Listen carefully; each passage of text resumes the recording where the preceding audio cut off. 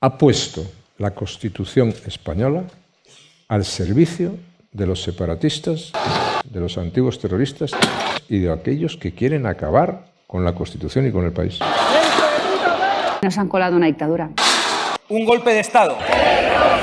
No es retórica, señorías.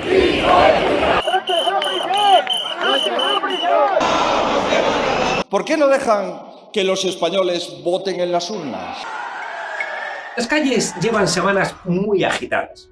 Y así van a seguir. En particular lo vemos en Madrid, bastión de las derechas más radicales, que han llamado a los suyos para concentrarse frente a las sedes del PSOE e incluso asaltar el Congreso de los Diputados, la sede de la soberanía popular, al más puro estilo Trump o Bolsonaro. A la derecha española, a cada generación, más o menos cada 15 años, si no está en el poder, le regresa la herencia franquista. Estas alegradas de la derecha nacionalista española nos están dejando momentos estelares del género surrealista cómico, que no tienen nada que envidiar a los sketches de Muchachada Nui o de Faemina y Casa. Acaban de tirarnos gases lacrimógenos, la policía,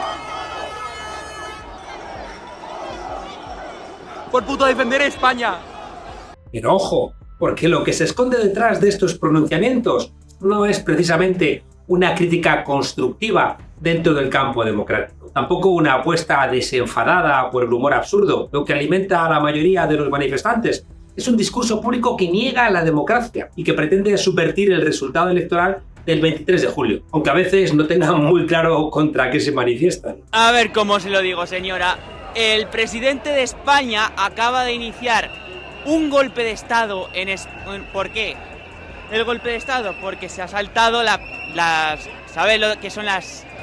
Que no me sale lo de la separación de poderes. ¿Sabes qué ha hecho con la amnistía, no? Ha hecho un proceso para cambiar el sistema de condena a los independentistas catalanes que han hecho lo del 11 de octubre y como consecuencia pues es que no me sale, lo siento. Lo que saben es que no están mandando y les han enseñado en casa que España es suya. Y esa disonancia cognitiva la quieren solventar épicamente. Esta crispación, esta impugnación total al ejercicio democrático y a la división de poderes no es de ahora. Hay quienes llevan años intentando hacer mella en el sentido común de los votantes de derechas, cada vez, eso sí, más radicalizados. Sánchez se va a ir como llegó, con un intento de pucherazo, por comprar papeletas. Es Ayuso poniendo en cuestión las elecciones, es Vox promoviendo la ilegalización de partidos, es el mentiroso Aznar. Además de dejar a España el legado de una guerra y de un atentado, ha dicho que el que pueda hacer, que haga. Son también agitadores de extrema derecha inspirados en el modelo estadounidense de la alt-right, menos conocidos para el público general, pero igualmente peligrosos para la convivencia. Es que no hay sicarios, con lo fácil que sería untar a billetes a un francotirador. Se le dan 10 millones y que le pegue un tiro en la cabeza, me cago en Dios. Y esto podría acabar con escuadristas, con las camisas negras, esparciendo la violencia, como sucedió en Lyon la semana pasada, cuando decenas de ultraderechistas reventaron una charla sobre Palestina.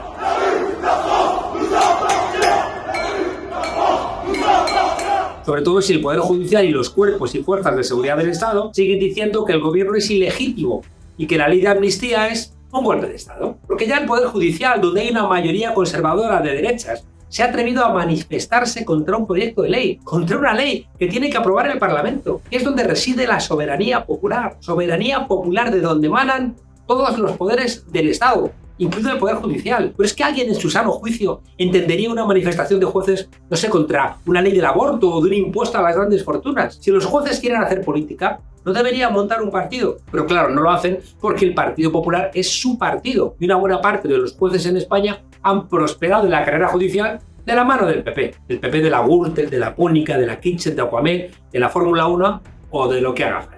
Hay también sectores de las fuerzas y cuerpos de seguridad que piensan que tienen derecho a hacer política, y cuantos más mayores son de edad, más nostálgicos del franquismo, como esos militares retirados que soñaban con fusilar a 26 millones de españoles.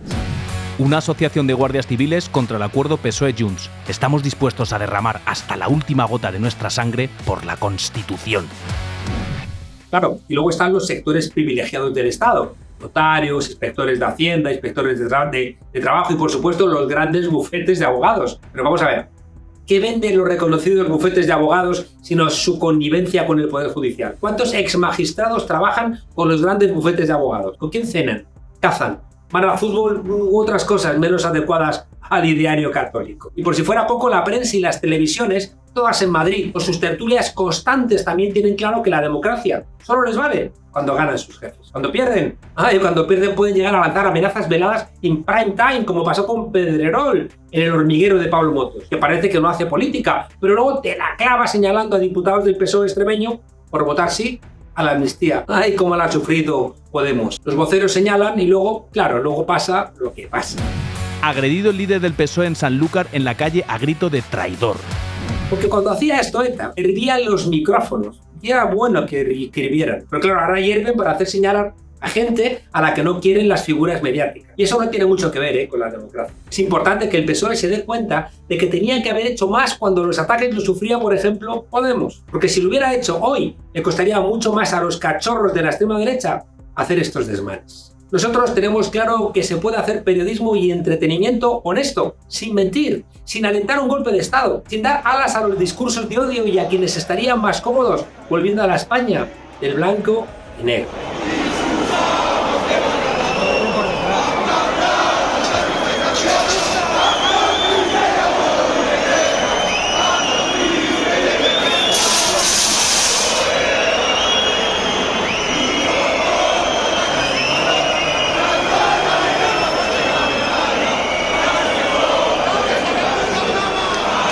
Por eso, en este nuevo programa de La Frontera vamos a analizar quién es quién en esta ofensiva total de las derechas españolas contra la democracia. También vamos a repasar los relatos y ver qué hay de cierto en los mensajes que llevan semanas repitiéndose. ¿Amnistía va a romper España? ¿Nos ha colado una dictadura a alguien por la puerta de atrás? ¿Qué consecuencias puede tener la estrategia trumpista que están siguiendo tanto el PP como Vox? Pero primero vamos a un repaso de los hechos. Y no olvidéis que un like, una suscripción o simplemente compartir este vídeo nos ayudará a seguir haciendo análisis rigurosos para comprender una realidad cada vez más contaminada de mentiras que demasiadas veces han quedado impunes. Ahora sí, desde el Distrito Federal empezamos.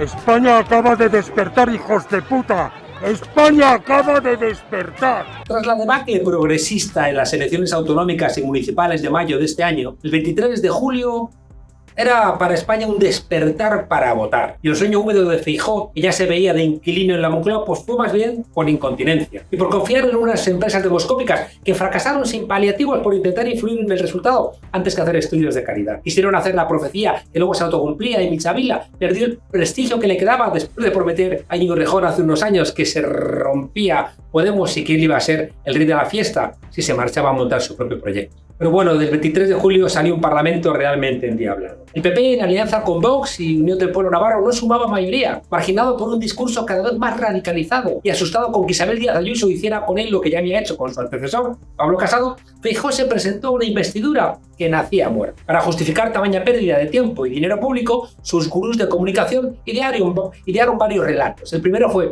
no gobierno porque no quiero. Evidencia que perdió y usted no podía reconocer que no era el ganador, pues había que explicar o justificar, ¿no?, de alguna manera, cómo voy a decir que he ganado si estoy perdiendo las votaciones en esta Cámara. Y entonces nace la original teoría de no soy presidente porque no quiero. O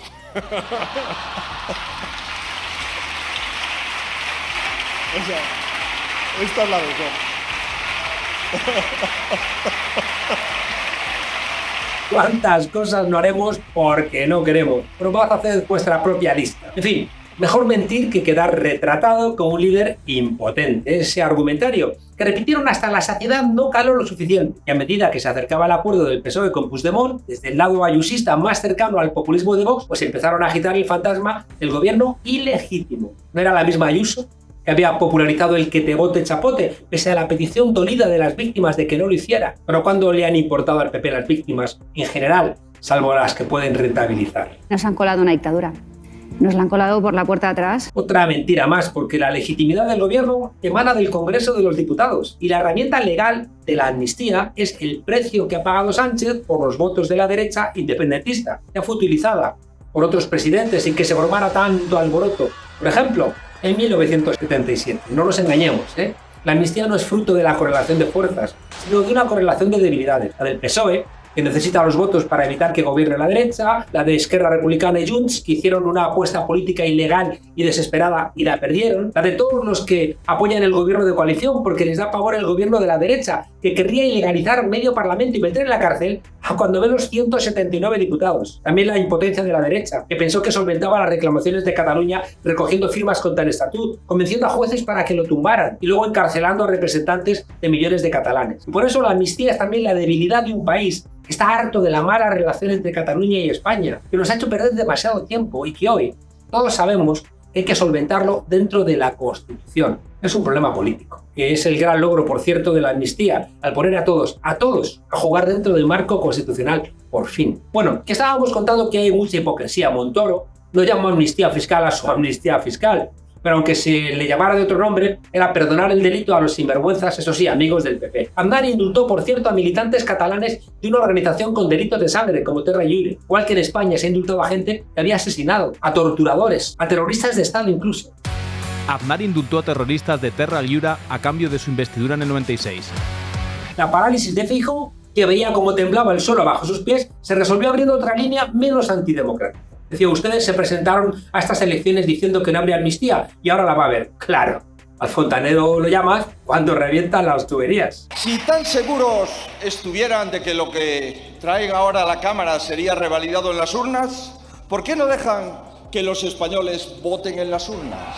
El PSOE mienta con sus promesas de campaña, como lleva haciendo desde la transición, no justifica las falsedades del PP, ni deslegitima una votación democrática en la que participaron más de 24 millones de personas. Repetir las elecciones, como ya pasó en 2019, porque Sánchez no quería un gobierno de coalición con Podemos, solo traería más frustración a un país que observa cada vez más desconectado a sus representantes políticos. Aunque Feijóo, como los malos jugadores, quiere seguir apostando a todo o nada hasta que le salgan los dados que le den la victoria. Las correlaciones parlamentarias están ahí, los ciudadanos ya han hablado y ahora es el turno de la política de negociar y de acordar. Tampoco es cierto, como dice Feijóo, que va a gobernar quien perdió las elecciones. Los votos que han elegido a Sánchez corresponden a 8 partidos o coaliciones electorales. Suman 179 diputados que representan a 12.600.000 votos. Enfrente, la entente trumpista tiene 171 diputados y 1,5 millones de votos menos que el gobierno de coalición. Pero la legitimidad democrática y el Estado de Derecho son un tema menor para las derechas cuando se trata de alcanzar el poder político. Así,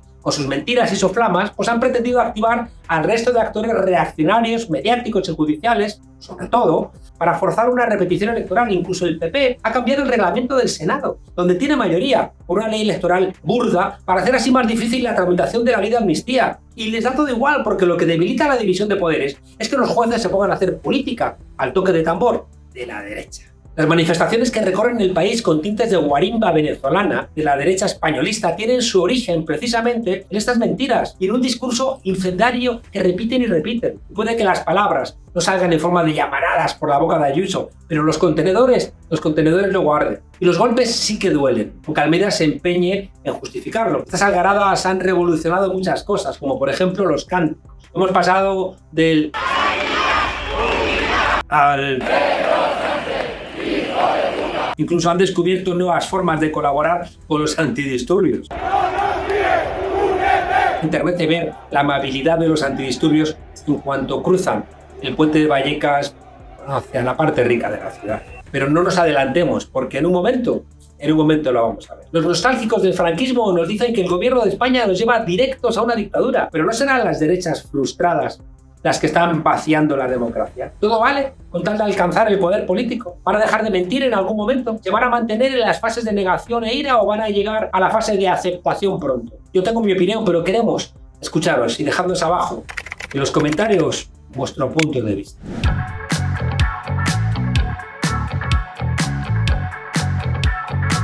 Durante estas semanas hemos visto cómo distintos poderes se han puesto de acuerdo para intentar torpedear la negociación de Pedro Sánchez con el partido de Puigdemont. Solemos hablar de la derecha política, mediática y judicial, pero ojo, porque nuestro análisis se quedaría corto si no tuviéramos en cuenta a otros actores decisivos que actúan de forma organizada, ya sea desde el poder económico, ahí está la patronal, los Florentino Pérez, la Patricia Botín, a la cabeza, agredido el líder del PSOE en Sanlúcar en la calle a grito de traidor.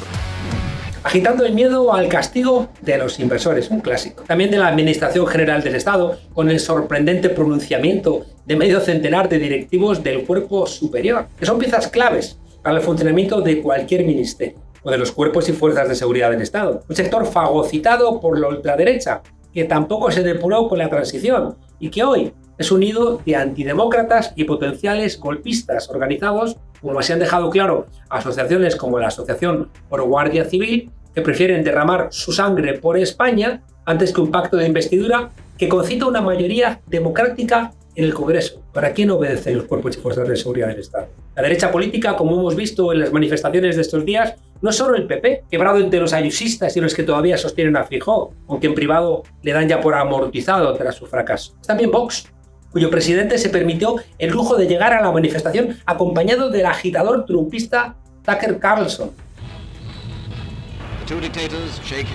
Un tipo al que le han despedido de Fox News, el canal más reaccionario del panorama mediático norteamericano, porque sus mentiras iban a costarle incluso a lo mejor el cierre a la cadena. Es también Bastión Frontal, España 2000, Hogar Social, los neonazis de Ultrasur o del Frente Atlético. Miguel Frontera, otro neonazi que tuvo carta blanca por parte de las fuerzas del orden para acosar a la familia de Pablo Iglesias e Irene Montero durante meses frente a su casa. Algunos son franquistas, con graves complejos en su identidad sexual. Que quede claro que somos franquistas porque fue la mejor época que ha habido en España y si no lo haces valer eso eres un maricón. Otros son lobbies ultracatólicos. Ruega por nosotros pecadores, ahora y en la hora de nuestra muerte. Amén.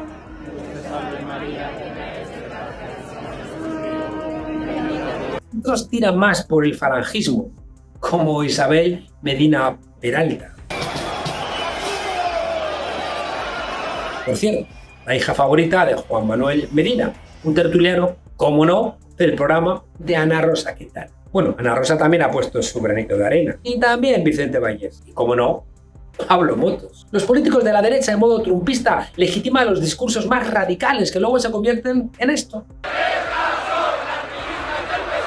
Pero en la cadena de transmisión y de legitimación golpista hay agitadores que aparentemente no están adscritos a ningún partido, aunque hayan cobrado de Ciudadanos, de Vox, que ahí aparece Alvise. Esos personajes se dedican a generar bulos, a alimentar teorías de la conspiración y en sus canales públicos que siguen cientos de miles de personas a hitas de conspiraciones podemos encontrar señalamientos o incluso mensajes como este. Como no haya violencia o una guerra o algo, estos hijos de puta siguen con lo suyo. Toda la puta vida han matado al Kennedy. Me cago en Dios, ¿y no hay un francotirador que le pegue un tiro en la cabeza al hijo de la gran puta del Sánchez, tío? Si hubiera hecho esto alguien de la izquierda, estaría en la cárcel.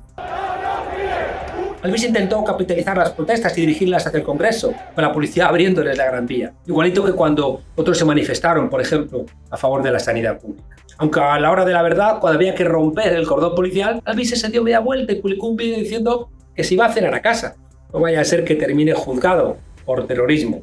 Algo que solo pasaría si fuera un CDR. Señores, nosotros nos estamos yendo, los que hayan convocado y los organizadores pues seguirán allí, Dios sabe qué. Pero yo me voy a mi casa a cenar.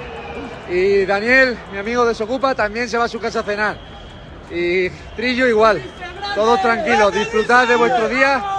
Nosotros disolvemos y hoy hemos conseguido algo muy grande en España. Junto a él también estaba Daniel Esteve, líder de Desocupa, y que se ha hecho tristemente famoso no solo por sus tácticas fascistas y mafiosas, de puro matonismo, para amedrentar a personas en riesgo de exclusión social, sino también por intentar reventar las elecciones municipales de Barcelona, generando una algarada contra un centro social ocupado. Al final fracasaron, y ahora gobierna el PSOE también allí, tal vez. Deberían preguntarse por qué. Luego encontramos a aprendices de Eduardo Inda, como Vito Quiles, un agitador tuitero de ultraderecha con acreditación de periodista en el Congreso de los Diputados. Y aunque algunos periodistas han comenzado a tomar conciencia de lo grave que es normalizar a los difamadores... Yo quería preguntarles por el comunicado del Supremo.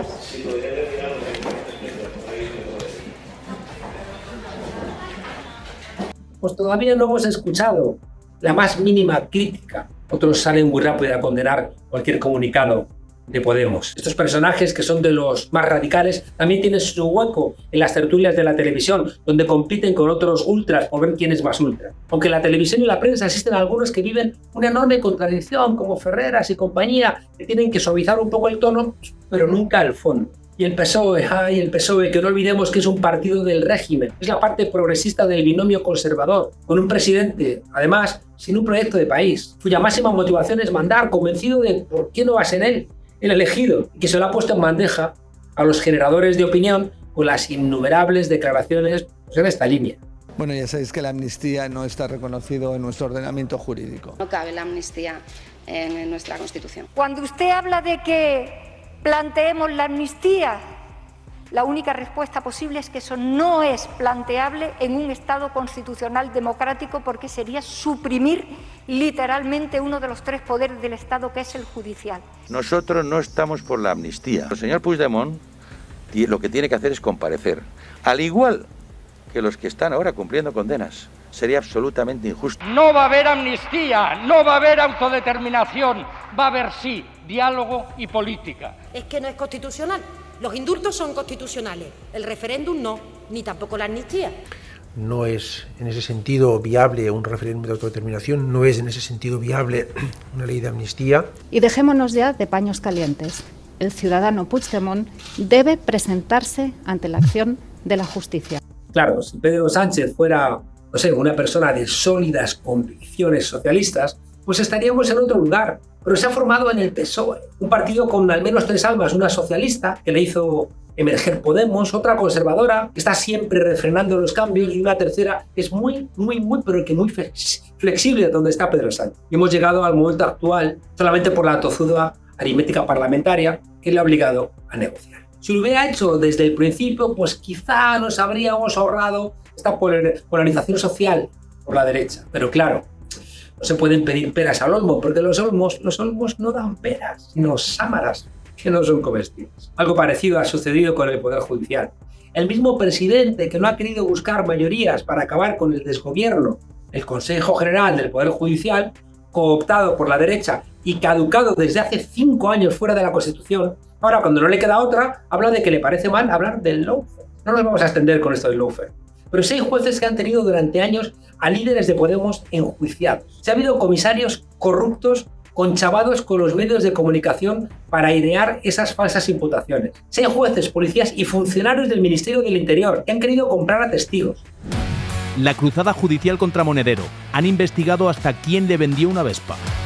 Si no ha habido una sola elección o intento de formación de gobierno sin que los principales medios de comunicación hayan hecho un circo judicial con esas falsas querellas. Y de todo eso no ha quedado nada, porque todo ha sido archivado, y en algún caso quien ha terminado en la cárcel es alguno de esos jueces corruptos. Eso se llama lawfare, porque al igual que hay periodistas que a veces mienten, o profesores que no se saben la materia, hay jueces que prevarican a sabiendas, en connivencia con partidos de la derecha, con sus satélites mediáticos. Todos estos actores reaccionarios, cada uno desde su posición, trabajan día sí día también por alcanzar el poder político, que es el que les falta porque no tienen los votos. Si es por medio de vías democráticas, mejor, pero si no, que a nadie le quepa duda de que tomarán otros caminos, como estamos viendo con esta suerte de guarimbas callejeras que recorren las calles de nuestro país al estilo golpista de la oposición venezolana.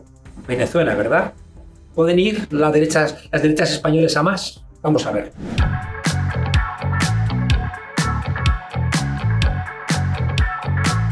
El Congreso de los Diputados ha elegido a Pedro Sánchez presidente para los próximos 4 años. Pero una legislatura con esa correlación de fuerzas se puede hacer muy larga. No van a faltar los ataques constantes de las derechas judicial, política y mediática, toda vez que el PSOE renuncia a limpiar el Estado de elementos antidemocráticos, como las cloacas, que a tantos rivales políticos han machacado injustamente. O más cuando la derecha, como ha demostrado Feijóo, está desbordada y Pedro Sánchez está, digamos, que en racha. Y entonces nace la original teoría de no soy presidente porque no quiero. Que Podemos, después de una consulta a sus bases, donde han participado 55.000 personas y donde el 86% ha votado a favor de la investidura, pueda quedar fuera del gobierno, tampoco va a ayudar a dar solidez al nuevo Ejecutivo. Muy al contrario, el gobierno nacerá herido y alimenta la confrontación dentro de la izquierda, porque toda la gente militante o votante de Podemos nunca ha entendido la humillación sufrida, y muchos militantes han votado, pese a todo, a favor de la investidura. Y Yone Belarra ha sido leal, y no merece que le paguen la lealtad con desprecio. El desencuentro entre Podemos y Sumar es un error descomunal que le quita buena parte de su fuerza a Yolanda Díaz. Y es probable que este castigo mal medido a Podemos debilite en exceso al flanco izquierdo del gobierno y tengamos una legislatura perdida para las mayorías. Hay que escoger uno de los dos. Los votos de las derechas independentistas del PNV, de Junts y de Coalición Canaria serán necesarios para superar el bloqueo institucional de la ultraderecha y de la derecha ultra, del PP y de Vox, que no tiene pinta de que Puigdemont vaya a poner las cosas fáciles. Además, esta polarización social entre izquierda y derecha, con el PSOE como líder indiscutible de la izquierda, puede generar en el corto plazo un retorno al bipartidismo. Perro Sánchez se ha convertido en un superviviente, carne de meme, pero en positivo. Como siempre le pasa al PSOE en sus momentos de gloria, cuando el franquismo latente del PP lo presenta al PSOE como un partido de izquierdas. Y su discurso atrevido frente a una derecha cada vez más desnortada está comiéndose el terreno de la izquierda transformadora. Quiere liderar Yolanda Díaz con Sumar. El régimen del 78, en la línea abierta por Cánovas del Castillo, es monárquico, militarista, centralista, partidario de la cercanía de la Iglesia y del Estado, y está ligado a un capitalismo clientelar. El 15M le golpeó, y la incorporación del independentismo de izquierdas, junto con la consolidación de una izquierda a la izquierda del PSOE, van a debilitar sobre todo el centralismo. Pero lo demás sigue casi intacto. La normalización democrática vía amnistía a los independentistas de Junts abre la puerta a que en un futuro cercano el PP se pueda beneficiar negociando también con ellos, sin dramas, recuperando uno de los pilares que fue clave, por ejemplo, durante los gobiernos de Aznar, con bastante probabilidad. Vamos a ver al PP y a Junts hacerse más temprano que tarde cariñitos. El potencial que España necesita para desplegarse y para seguir atreviéndose con medidas que rompan el capitalismo clientelar tiene que enfrentar el tope a los precios de alquiler, poner fin a la ley Mordaza, reducir la jornada laboral, acabar con la precarización, con la privatización de la sanidad, de la educación, alentar el feminismo, hacer empresas públicas para los bienes comunes, apoyar las luchas internacionales y no hacer seguidismo de los Estados Unidos. Podemos nació con voluntad de poder y tiene que salir de la situación confusa en la que le dejó la precipitada salida de Pablo Iglesias. Irene Belarra lo está haciendo bien. Necesita volver. Podemos encontrar su camino y Sumar le está ayudando con su desprecio. Los nuevos partidos que han decidido dar la espalda a los mecanismos de democracia interna no ayudan. Es verdad que competir en unas primarias con 55.000 votos no es sencillo para el resto de la izquierda. Por razón de más para no pretender dar a Podemos por muerto, porque las rencillas dentro de la izquierda solo van a beneficiar al PSOE. Al monstruo ultra que tenemos enfrente no lo vamos a dejar atrás mimetizándonos con los viejos partidos, tampoco aplaudiéndoles cuando se ponen de perfil, sino avanzando en democracia, paso a paso, con corazón y sobre todo con audacia. Si hay políticas para las mayorías, toda la izquierda se verá beneficiada. Y el fantasma del fascismo, que recorre las crisis del modelo neoliberal por todo el mundo, se conjurará en España. ¡Ay, hasta la semana que viene, desobedientes! La última cosa. Mire este hemiciclo. Mírelo, por favor, un segundo. ¿Ve aquí alguna alternativa a nosotros y nosotras? Ve aquí a Albert Rivera. Ve aquí a Inés Arrimadas. ¿Los ve? No, ¿verdad? No se la juegue. No se la juegue. Créame.